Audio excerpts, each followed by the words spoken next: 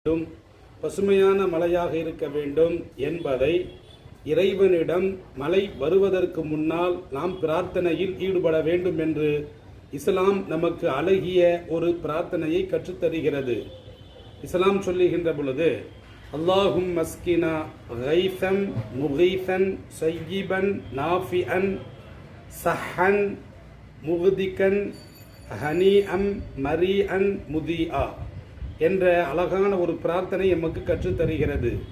இறைவா, மீட்சி தரக்கூடிய மலையை பொழிய செய்வாயாக. இறைவா, பயனுள்ள மலையை பொழிய செய்வாயாக.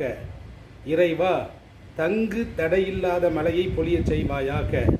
இறைவா, செழுமையான மலையை பொழிய செய்வாயாக. இறைவா, பசுமையான மலையை பொழிய செய்வாயாக. இறைவா, பூமியை செழுமையாக்கக்கூடிய பெருக்கெடுத்து ஓடக்கூடிய மலையை பொழிய செய்வாயாக.